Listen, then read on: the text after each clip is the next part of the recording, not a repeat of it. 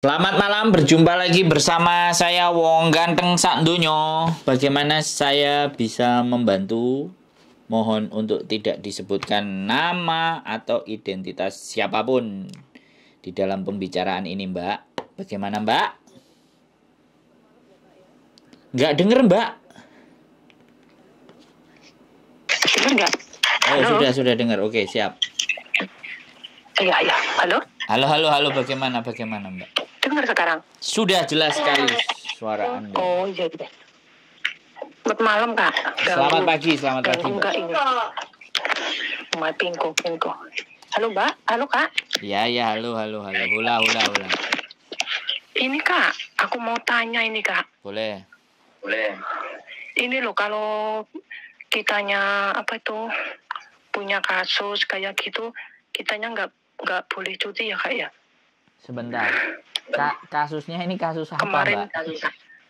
Kemarin itu kan aku itu loh jual ATM kayak gitu loh, Kak. Oh, money laundry. Iya. Sampean harus rajin lapor ya. Harus rajin lapor ke. Enggak, tapi kan aku udah ketangkep kan, Kak. Terus? Waktu bulan 9 itu bulan 1 kemarin aku udah ketangkep kayak gitu loh, Kak. Terus? Ntar sidangan lagi bulan 4 kayak gitu loh, Kak. Nah, terus? Aku tuh maunya kan mau cuti bulan 4 itu kayak gitu loh, Kak. Tapi bisa nggak kayak gitu, Kak? Jadi gini, Mbak. Sampean cutinya sebelum bulan 4 apa sesudah bulan 4? Halo, Mbak. Dengar saya ngomong nggak? Ya putus-putus, Pak. Putus-putus. Gimana? Oh, ya kayak gini nih. Halo, masih putus-putus nggak? Halo, Mbak. Halo, iya. Putus-putus nggak? Saya dengar. Iya, putus-putus, ah. Saya tenang dulu, saya berarti. Sekarang masih putus-putus nggak? Udah sekarang. Oke, saya nanya, cuti sampean ini mau sebelum bulan 4 apa sesudah bulan 4? Sesudah bulan 4 kayak gitu. Oke. Jadi kalau sampean sudah kena kasus, terus nanti ada sidang, itu sidang terakhir apa nggak tahu? Belum, baru sidang pertama. Jadi gini, nanti kita ikuti sidangnya. Kalau sampean boleh mengizinkan, sebenarnya persidangan itu boleh dihadiri sama orang biasa nggak? Kalau boleh dihadiri, saya mau hadir itu, Mbak, sidang. Nggak, kurang tahu saya, Kak. Nanti tanya ya. Oh iya. Nanti kasih tahu tanggalnya aja. Jadi gini, Mbak, kalau sampean bertanya ke saya, apakah ketika sampean selesai sidang itu boleh pulang apa enggak? Tapi yang jelas gini, sampean punya catatan kriminal, ya. Iya. Catatan kriminal pertama itu nanti tergantung sidang apakah diputuskan memang kesalahannya fatal ataupun tidak. Karena hemat yang pernah cerita ke saya dengar, visa tidak turun itu gara-gara bisa jadi melanggar lampu merah atau bahkan merokok di tempat umum itu bisa tidak turun visa. Atau yang lebih parah sebenarnya kemarin masalahnya bukan hanya itu, tapi ini masalah mencuri ayam di Waihong, karena itu mencuri. Jadi itu aja dia finish loh, dia posisi finish, tapi kenapa visa nggak turun? Kemudian si agent tanya sama imigrasi, alasannya apa? Kan pasti harus tahu kan agent ketika petugas imigrasinya ngomong, ini dia punya rekod pernah nyuri tanggal sekian di Waihong, lapor polisi, dilaporkan ke polisi, KTP-nya dicatat. Untung bisa damai, artinya orang Waihongnya mau diganti rugi atau apa gitu nggak masalah, tapi yang jelas itu udah masuk catatan. Nah, apalagi sampean money laundry, tapi sekali lagi di saat sampean nanti sidang, ketika sampean mengaku oke, saya misalnya bersalah, terbukti bersalah, atau saya sebenarnya tidak tahu, saya kan nggak ngerti ceritanya sampean ketangkep itu, sampean jawab ke mereka tidak tahu atas ketidaktahuan sampean atau sampean menjawab, "Ya, saya tahu, ya saya melakukan." Nah, itu yang menjadi pembeda yang makanya harus kita diskusi. Apakah sampean nanti bisa apa tidak? Tapi selama sampean tidak memperpanjang kontrak, menurut saya cuti balik lagi kemungkinan masih bisa. Tapi pada saat sampean perpanjang kontrak atau tambah lagi, nah itu yang bisa menjadi catatan. Oh iya. Jadi catatan ya. Kalau catatan itu belum tentu tidak boleh loh ya. Tapi ada catatan gitu. Terus gimana? Iya. Kemarin tuh sempet aku juga ini kan takut visaku nggak turun kan Kak. Waktu aku kan renew kontrak kayak gitu. Terus? Aku kan juga takut, takut visaku nggak turun kayak gitu. Nah, majikan kan juga iniin aku terus kayak gitu. Terus? Katanya pihak polisi itu telepon sama majikan tanya paspor aku kayak gitu loh Kak.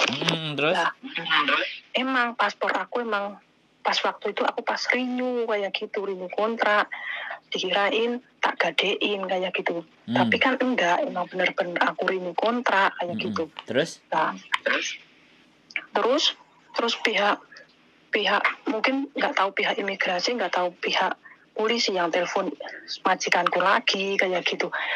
Apa itu berarti ini ya masih di tempat kamu kayak gitu, masih di tempat majikan. Iya, dia masih di tempat aku kayak gitu.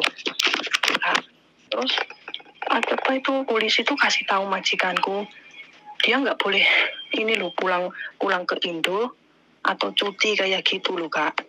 Polisinya udah bilang begitu.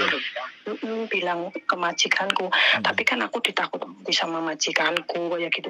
Entar kamu itu di penjara, entar kamu itu iniin makan duitnya kayak gitu. Aku udah tak kasih tahu aku nggak makan duitnya, emang aku salah, aku jual itu, tapi kan aku nggak tahu kayak gitu loh Kak. Itu, tapi alhamdulillah visaku turun Kak kemarin itu juga sempet takut juga baru turun kemarin itu. Gimana Kak? Kalau dengan majikan yang sama, majikan sampean kan bisa memperjuangkan. Jadi itu masih memang kemungkinan turun besar dan buktinya bukan kemungkinan lagi bisa turun. Tapi di saat ke majikan yang lain, nah di situ karena majikan lain kan nggak tahu kasusnya sampean. Iya, jadi persoalannya bukan di majikannya nggak tahu, tapi pihak imigrasi pastinya akan mewarning orang-orang yang punya masalah gitu loh. Takutnya lagi imigrasi adalah ketika di majikan yang lain, sampean bisa mengulanginya gitu loh. Tapi kalau di majikan yang ini kan sudah jelas tahu. Iya. Jadi sebenarnya pihak imigrasi itu bukan tidak memperbolehkan sampean, tapi melindungi majikan yang baru, otomatis kan warganya kan Hongkong, agar mendapatkan CC yang tidak melakukan tindakan kriminal kan begitu tuh Mbak logikanya.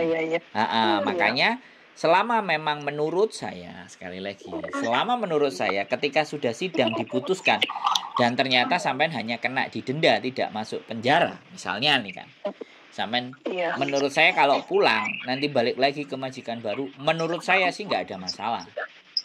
Oh bisa gitu ya Kak? Menurut saya, sekali lagi ini bukan menurut mereka loh ya, tapi ketika sampean pindah ke majikan yang berbeda, nah ini sudah beda urusan. Oh kayak gitu ya Kak? Iya, karena sekali lagi kan ketika sampean mau cuti apa semuanya dari keluar bandara kan sampean masih di dalam visanya kan masih di dalam tanggungan majikan yang ini gitu. Iya. Nah, jadi kalau jadi Hongkong itu biasanya kalau sidang itu belum terselesaikan, maka sampean bisa jadi juga dicekal. Artinya ketika dicekal, kemudian sampean di bandara sudah beli tiket, bisa pihak bandara itu tidak mengizinkan sampean terbang. Itu juga bisa. Jadi kemungkinan aja begitu. Kemungkinan yang pertama sampean bisa, kemungkinan yang kedua dicekal. Tapi sampean tidak ditahan. Karena khawatirnya pada saat sampean mau cuti itu tidak ada izin dari majikan. Makanya kalau misalnya sampean mau cuti, bawa surat cuti dari majikan. Jadi di saat minta surat cuti, Pak. surat cuti resmi dan itu tanda tangan majikan memang mengizinkan sampean untuk cuti ke Indonesia dan balik. Nah, surat itu bisa dibawa. Barangkali ketika ada pencekalan itu bisa ditunjukin. Oh iya ya Kak. Ya. Bahwa sampean masih di dalam kontrak sama majikan ini namanya ini dan dia mengizinkan saya cuti. Nah, cuman kita nggak ngerti pertimbangan imigrasi bandara seperti apa terhadap sampean. Iya, paham. Jadi sampean sudah bisa. Jadi bagi saya sampean nggak perlu khawatir. Tapi yang dibutuhkan adalah persiapan. Iya. Ketika sampean ternyata bisa dan lolos, alhamdulillah, ya kan? Iya. Tapi ketika sudah lolos jangan nggak balik. Iya. Karena ketika sampean nggak balik, ya sudahlah. Persetan sama Hongkong sampean nggak balik, maka pada saat sampean apply lagi atau suatu saat mau masuk lagi itu udah masuk ke blacklist. Iya paham. Tapi ketika sampean balik lagi, kemudian sampai menyelesaikan akhir kontrak, ya bisa jadi itu sebuah pengampunan. Jadi gini, Hongkong itu ada ampunan juga, artinya masih pakai hati. Selama memang kasus itu murni bahwa sampean ini nggak tahu. Iya, Kak. Kan saya nggak ngerti persidangannya. Yang kemarin sampean datang terus dimintai keterangan apa saja kan saya nggak ngerti, nggak ada cerita. Tapi ini saya berasumsi karena melihat beberapa banyak kasus yang saya pernah dan saya tanyain orangnya, ternyata Hongkong itu nggak se ekstrim apa yang kita bayangkan gitu. Iya Kak. Iya. Jadi kemarin gimana? Kemarin waktu ditangkap itu ya mereka ya sopan lah, intinya baik kayak gitulah, nggak bentak-bentak kayak gitu. Kayak itu yang keren. Makanya menurut saya apalagi kesalahan sampean ini kan kejahatan yang relatif, artinya kayak apa ya? High risk. Jadi kriminal yang benar-benar sindikat, tidak bisa dilakukan sendiri gitu. Nah, sampean apakah menjadi bagian dari situ kan kayak gitu. Ini marak masalah money laundry ini masih marak dan masih sampai saat ini. Karena sampean mau bercerita ini aku seneng. Jadi untuk yang lain agar berpikir lagi gitu. Karena yang dihajar biasanya memang anak-anak yang kepepet-pepet gitu loh. Iya Kak, tuh kemarin itu juga temanku juga kena semua Kak. Nggak tahu pas satu hari itu Kak, aku kan masih bisa telepon kan, masih bisa telepon temanku. Nah aku tuh habis jemput anakku sekolah, itu aku ditelepon sama majikanku. Tuh kamu dicariin polisi kayak gitu, polisi. Iya. Disuruh dicariin polisi 4. Nah aku ada apa? Iya dia ini nyari kamu, katanya kamu tuh ngambil duit banyak banget, kamu taruh mana duit itu, kayak gitu kan, marah-marah. Aku udah, waduh apa ini mas, pasti masalah ATM ini, aku juga kayak gitu tuh Kak. Nah habis itu aku tuh udah di bawah rumah itu udah ada Pak D2 kayak gitu.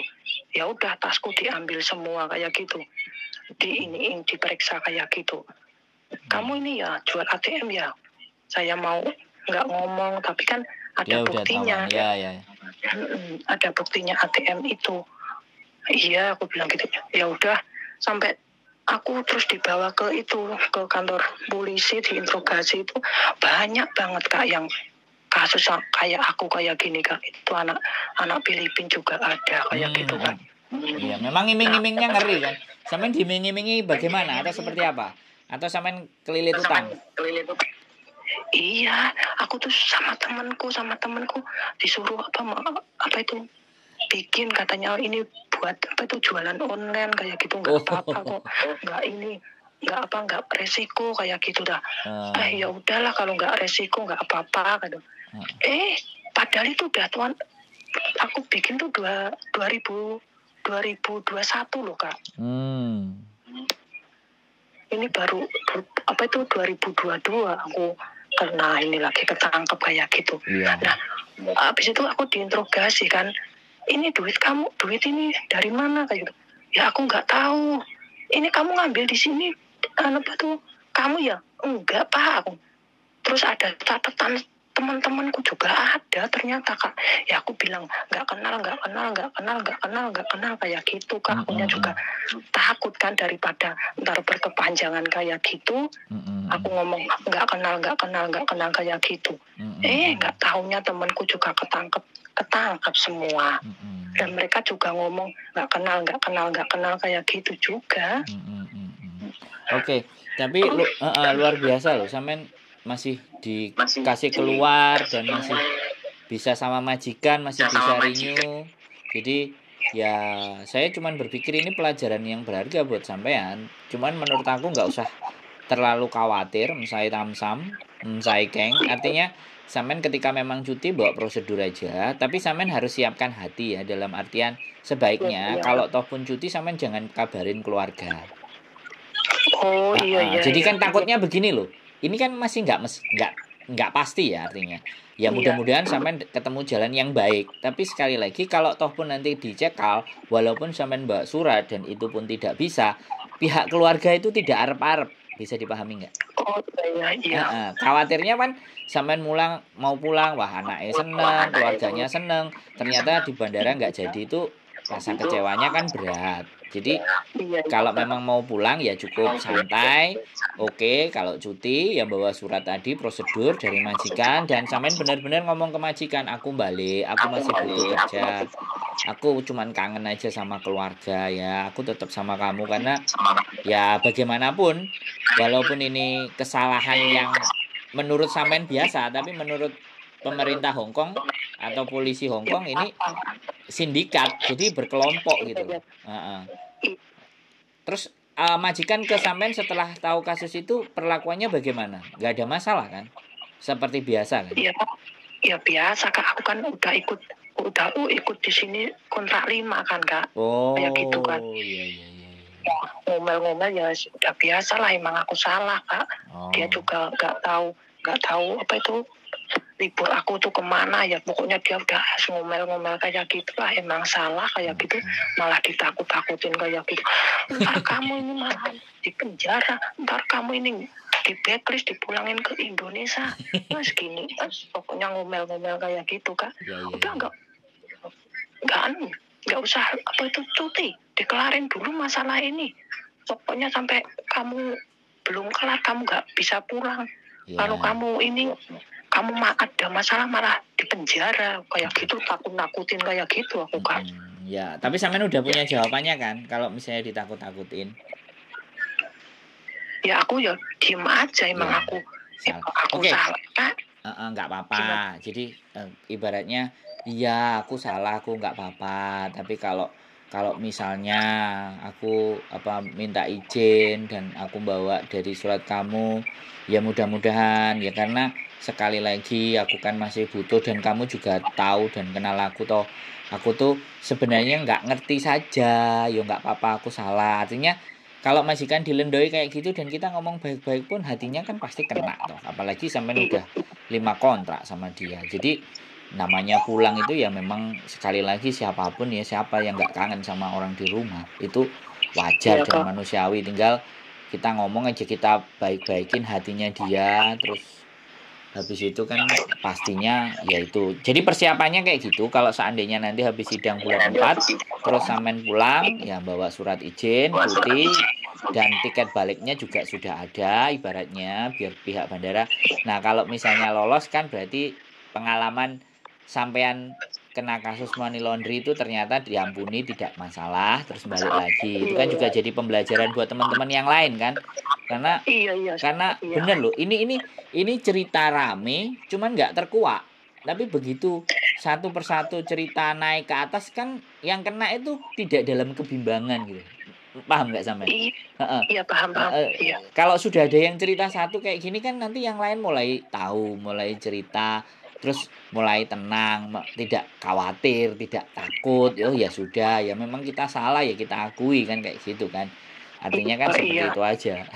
Ngeri. Kemarin juga ada yang cerita sebelumnya cuman tapi nggak mau cuti, cuman dia takut aja mau sidang dan semua. Aku bilang ya nggak apa-apa kalau memang boleh saya nemenin, kalau nemenin sampean misalnya sidang ya aku masuk ke ruang sidang, kalau sidangnya terbuka boleh masuk kan, oke. Tapi kalau sidangnya tertutup dan tidak boleh orang lain masuk ya nggak ada masalah, nganterin di pintu aja. Intinya kan saya jadi tahu gitu loh masalah teman-teman. Kalau saya dulu ceritanya itu orang hamil, OS paper, terus suaminya yang gantiin di penjara, dianya yang di luar. Harusnya yang di penjara kan yang hamil.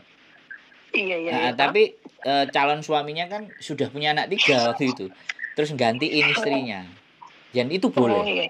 Bayangkan hukumannya ditukar itu loh, boleh di Hongkong, kan keren kan, berarti kemanusiaannya bagus sekali. Makanya nggak perlu khawatir menurut saya. Yang jawaban Samen sudah terjawab kan, pertanyaan Samen sudah terjawab berarti kan.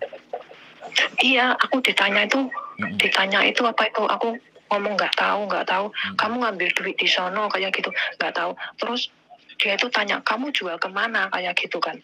Ya, aku ngomong. Aku waktu itu aku ketemu temen di Samsipo kayak gitu dah. Terus namanya siapa kayak gitu. Aku nggak tahu namanya. Aku manggilnya cuma itu mami kayak gitu. Terus kamu itu tahu nggak nomor teleponnya? Udah nggak ada, aku bilang gitu kan.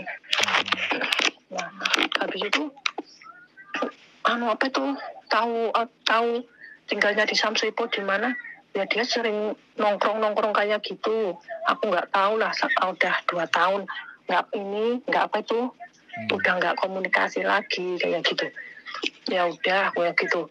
Terus dia itu nggak tahunya aku terus dapat kabar dari temanku juga ketangkep, dia juga takut kayak gitu. Nah, temanku yang satunya juga ketangkep kayak gitu Kak. Jadi kita tuh kan nomor HP kan diminta semua kan Kak. Kita ada HP itu diminta semua Kak, kayak gitu. Dicek sama mereka. Iya, dicek kayak gitu Kak. Nah, terakhir itu temanku yang satunya Kak, dia kan belum nunggu visa di luar kayak gitu, belum masuk majikan kan. Dia itu susah, belum ketangkep. Lah, habis itu dia itu mau ngensel majikan, suruh ke imigrasi Kak, sama agentnya. Terus? Udah, habis dia terus ke imigrasi, kena dicek kan, dicek sama KTP-nya, ditelepon sama Pak Abdi, diteleponin. Udah dari situ dia ketangkep kayak gitu loh. Tinggal 1 orang itu, ya intinya kan dia udah dikasih tahu sama kita Kak, kayak gitu. Dia juga tenang kayak gitu loh, tapi juga HP-nya 2 diambil semua loh. Tapi diambil dikembalikan kan? Enggak loh Kak. Sampai sekarang nggak dikembalikan? Iya, nggak dikembalikan. Oh, jadi barang bukti itu nanti di persidangan? Iya Kak. Ya wis nggak apa-apa. Jadi menurut aku wis tenang. Jadi kan pertanyaan sampean tentang cuti tadi sudah terjawab kan? Iya Kak. Makasih ya Kak. Sudah, nggak apa-apa. Kan sekali lagi justru saya yang berterima kasih ketika sampean bertanya sesuatu dan ini naik ke atas, ke permukaan, ke YouTube, biar teman-teman juga tahu bahwa kita tidak perlu khawatir, ya kan. Sekali lagi kan masih ada banyak yang takut kan karena kasusnya nggak cuma 1-2 orang loh Mbak. Ini bisa mencapai ratusan. Ini 30 Kak, waktu kemarin itu aku. Ya, yang itu kan satu angkatan di sampean. Kan belum lagi iya, di sindikat yang lain, kelompok yang lain, geng yang lain. Iya Kak. Iya, nggak apa-apa. Tapi ya sudah, sekali lagi sayanya berterima kasih justru, dan teknik dan strateginya, triknya tadi kayak tadi ya, kalau memang mau pulang. Jadi benar-benar sama majikannya jaga hubungan terus, baik-baik semuanya. Karena bagaimanapun kan kalau kita masih butuh rezeki sama mereka, ya apapun ceritanya, sampean luar biasa. Pokoknya nanti kalau sidang di bulan April, bulan 4, tolong saya dikasih ya. Sampean kasih tanggalnya, terus kalau suatu saat nanti coba saya ikut sama sampean kira-kira boleh nggak mengikuti. Biasanya boleh, biasanya juga nggak boleh. Biasanya tertutup, ada yang terbuka. Kalau terbuka kan enak, saya bisa ada. Saya pingin ngeliat Oh iya, juga. Kak. Soalnya saya ini kurang kerjaan, Mbak, makanya cari-cari kerjaan. Iya kan, ntar bulan 4 Kak, aku kasih tahu Kakak ya Kak ya. Nggak apa-apa kalau ataupun sampean dari polisi atau apa mau cerita juga, saya nggak ada masalah. Oh iya. Iya, jadi Ini Kak, kitanya temen-temennya itu berurutan. Waktu ketangkepnya itu temanku itu jam 4, akunya setengah 5, terus temen yang satunya itu jam 6 kayak gitu. Terus sidangannya ntar urutan. Temanku yang jam 4 itu duluan, terus aku, terus temen yang satunya kayak gitu Kak. Ya nggak apa-apa. Yang penting nggak usah khawatir, ya tetap bekerja dengan biasa, dan nggak usah kalau bingung-bingung bisa telepon aja. Nanti ben gak khawatir. Saya rasa Hongkong baik-baik saja kok. Iya Kak, iya. Ya namanya Kak takut banget juga Kak. Ya udah, makasih banget ya Kak ya sarannya ya Kak ya. Siap selalu Mbak E. Terima kasih banyak. Yuk. Bye-bye. Sehat selalu Kak. Amin. Sukses selalu Kak. Bye-bye. Oke teman-teman semua ya. 2021 money laundry kejadiannya. 2023 baru kena masalah. Jadi siapapun teman-teman yang di luar sana yang tersangkut dan terkena kasus money laundry, ya kita cuma menyampaikan nggak perlu khawatir ya. Kalau memang butuh menyerahkan diri dan melaporkan supaya kalian tidak kena masalah. Tapi kalau kalian tetap bertahan di dalam juga nggak apa-apa. Karena namanya Hongkong ini semuanya terhubung. Kalau sudah KTP, kalau sudah data bank, itu kan pasti rekotan, data, identitas dan semuanya itu pasti tercover. Jangankan kok begitu, pembunuhan aja 3 hari di Hongkong bisa kelar. Jadi nggak perlu takut, nggak perlu khawatir, semuanya sudah terjadi. Jadi harus kita hadapi dan kita akui bahwa kita yang salah. Itu saja, tidak perlu berbelit-belit. Sama di Hongkong itu tidak. Selama kita memang benar-benar bersalah dan kita mengakui kesalahan kita karena ketidaktahuan, itu akan menjadi bahan pertimbangan mereka memberikan ampunan. Tapi kalau kita sudah nggak ngaku, berbelit-belit, padahal bukti sudah terkantongi sama mereka, ya penjara pastinya. Itu saja dari saya. Keep stay tune in my YouTube channel. Saksikan info-info terbaru, hal-hal yang menarik, hal-hal yang tidak terkuak di dunia persilatan Hongkong. Mudah-mudahan bisa tersaji rapi, baik, dan terpercaya di konten saya. Keep stay tune in my YouTube channel and see you next video. Bye-bye.